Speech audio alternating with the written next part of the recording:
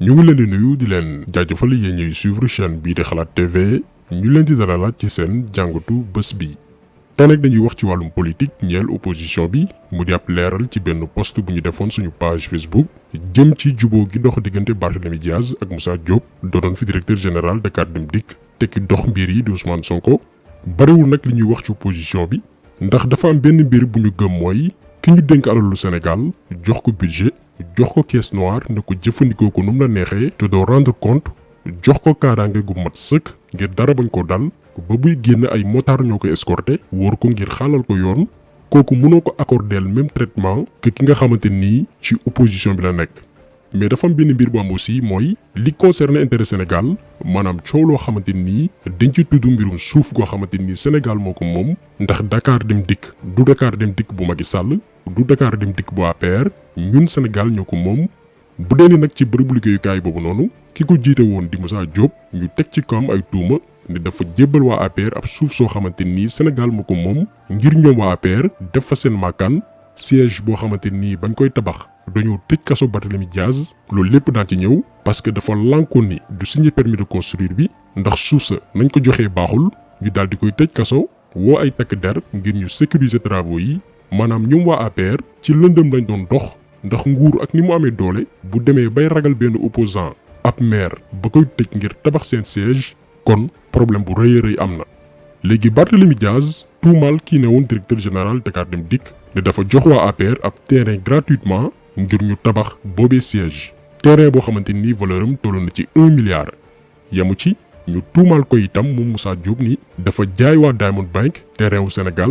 jaay aussi ab terrain ambassade bu Chine. donc loolu lépp buñ ko tuumaalee doomi aadama yoon la sénégalais yi xam ni mu demee te li reetaanlu ci mbir yi li ñu yéem ci dernier jour yi ak cas bi mooy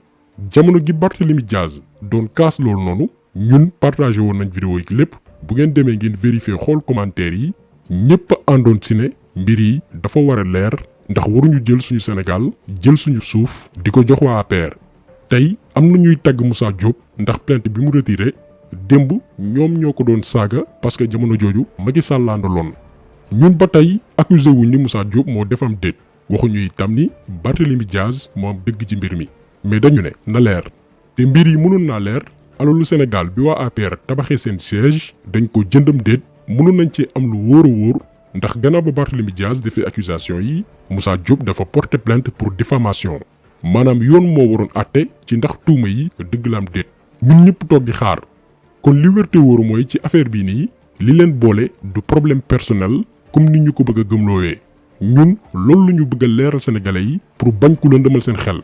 ñii mbiru Sénégal moo leen boole muy suñu suuf yi nga xamante nii dañ ko jox waa APR xamuñ dañ leen koo jaayam déet ak suuf yi ñu ne dañ ko jaay waa ambassade bu Chine ak benn banque bu naan Diamond Bank. kon gaay yi bu ñu naxante suñu biir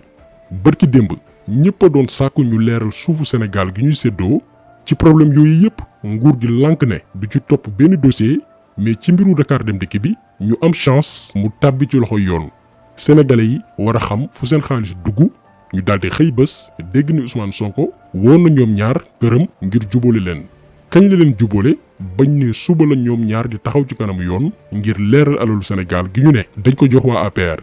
maanaam ñun amoon nañ possibilité xam ci dossier bi lu leer a leer te loolu lañ doon xaar ngir door cee àddu. parce que bu ngeen seetloo depuis coowal Barthélémy Dias ak Moussa Diop musuñ ci àddu dañ doon xaar yoon def liggéeyam bu dee ni Moussa Diop dafa may suufu Dakar Dem Dikk waa APR ñu daal di leen di vilipender comme niñ ko defee ci yeneen sujets yi sénégalais yi xam bu dee ni daf leen koo jaay ñu mën a xam suñu koppar fan la dugg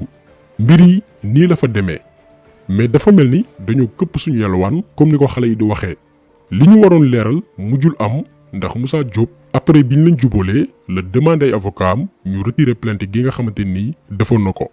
kon milliards yi nga xamante ni doon nañ ko dëkk ci terrain bi ñu ne état du Sénégal moo ko moom te Dakar Dem Dikk jaay ko waa APR mu am itam terrain bu ñu jaay ambassade bu Chine am beneen bu ñu jaay benn banque bu ñu naan Diamond Bank loolu lépp tey France daal la dem sénégalais yi duñ ci xam dara ñun bu amee lu ñuy kaas di ko réclamer lii la.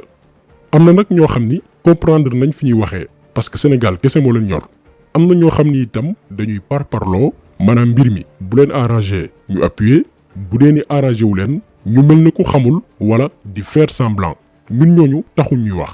moo tax nag ñuy dolli di leeral Sénégalais yi nga xamante ni ñoom xamuñ te bëgg nañ leen gëmloo ni mbir mi problème personnel la alors que mbiru Sénégal moo jur coow li dossier bi mën a leer seen bopp ndax li tax mbir mi intéressé woon ñu mooy Barthélémy Dias waxantuwul woon maanaam tëbul woon rek accusé Moussa Diop dafa génne ay preuve yu leer a leer ci benn émission bu ko Maïmouna Ndour Faye dalalee woon. mais suuf bi Dakar Dem Dikk moomu ko lii mooy état droit réel au 24 avril 2018 titre foncier numéro xoolal kan mooy propriétaire.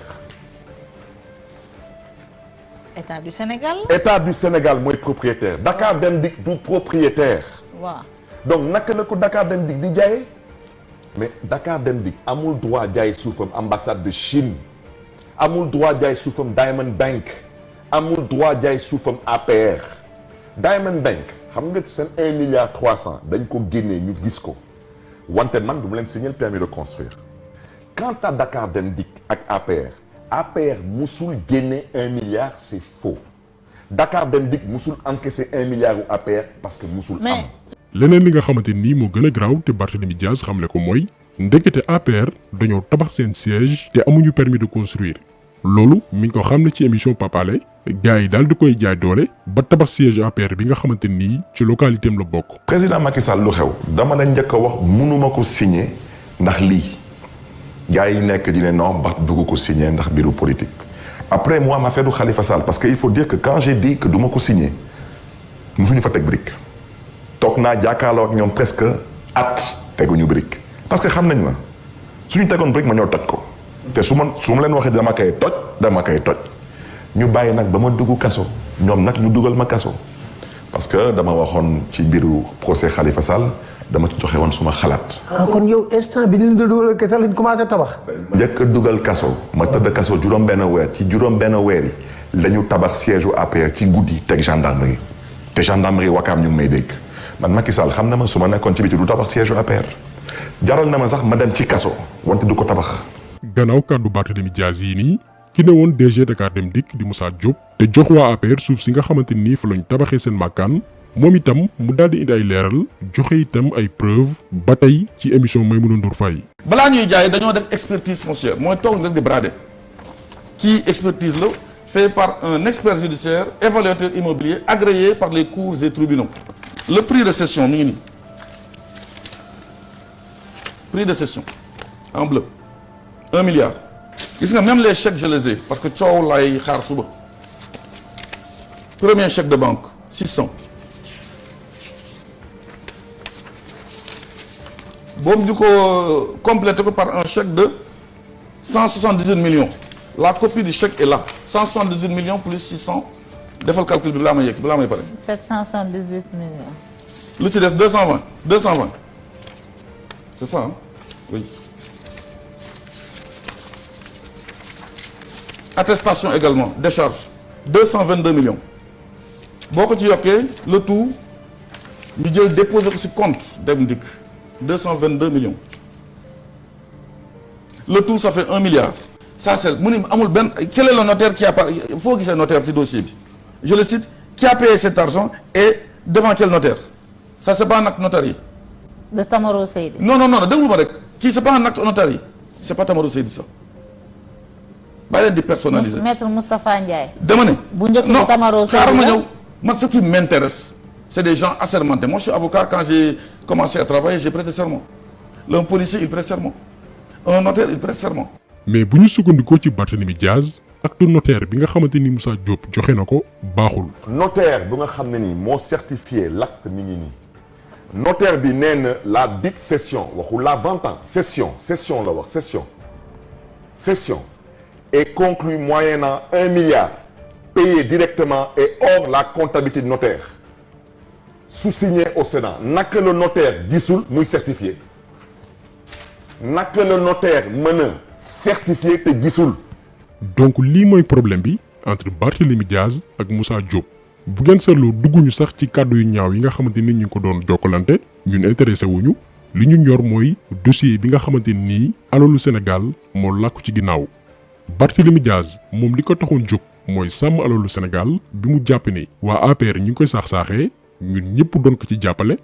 Moussa Diop moom itam en tant que ku ñu dénkoon ndombal tànk bëggoon itam setal deram setal itam deru waa APR bi nga xamante ni dañ ne dañ leen jébbal suufu Sénégal ci lu jaarul yoon te am na ci plein droit mais li sénégalais yi war a xam mooy ñoom ñaar amuñu woon problème personnel li leen boole mooy alalu Sénégal bi nga xamante ni dañ ko war a leeral sénégalais yépp doon sàkk mu leer moo tax bi leen Ousmane Sonko invité ngir jubóole leen ñun ñu doon artu malheureusement liñ doon jortu moo am parce que ñun xamoon nañ ni bu ci intervention amee topp bi ci war dootul am maanaam dossier bi après dañ koy classé parce que Moussa Diop day retirer plainte bi ñun loolu lañ doon xalaat te loolu mooy li am tey te beneen mbir bu ñu war a xam aussi mooy mbir mi bu ñu ko classé waa APR sax lay gën a arrangé ndax benn ci suuf si nga xamante ni moo waral coow li ñoom lañ ko jox moo tax ñu doon wax naan intervention Sonko mënul am benn impact sur le plan judiciaire tey mi ngi nii ñun dañ doon xaar gars yi dem tribunal ñu ciy soog a wax parce que xamoon nañ ni gannaaw intervention Sonko Moussa Diop dafay retirer plainte bi du mujj fenn moo tax dossier bi amuñ yaakaar ni dina mës a leer mais li ci gën a yéem mooy ci veille procès bi la ñu tëgg lii lépp Moussa Diop comme que jubale nañ leen mu digal ay avocat am ñu bañ a toppati mbir yi ñu classé affaire yi. tey dañoo ñëw tribunal nga xam ne mooy ñeenteelu yoon ñu ngi dàq dossier bi nga xam ni moom moo opposé woon ak maire Mermoz Sacré-Cœur sénégalais yi nag ñi ñuy seetaan depuis longtemps jege nañ ko wax daal ni lu gënoon rafet moo ngeen bàyyi affaire bi parce que yéen ñi sénégalais yëpp moo leen naw ci seen position yi ngeen di jël ci société bi ci politique ak lépp ci gestion. donc lu ma ci mën a wax rek mooy ñaari doomu Sénégal jàppante nañ sur des choses jot nañu waxtaan xam nañu fu erreur yi nekk ba man retenir naa loo xam ni jàppoon naa ko contre moom tamit de sorte force que retenir ses propos mais je pense que la messe est dite les choses sont claires et le président du tribunal tey constaté na lu loi bi wax parce que man rek maa mën a porter plainte ci affaire boobu. Ça ne concernait pas une société, ça ne concernait pas autre chose. Ça concernait le directeur général de Demdik, Moussa Diop, boo xam ne dañ ko diffamé woon wala ñu saaga woon ko. Mais je pense que xam nga rek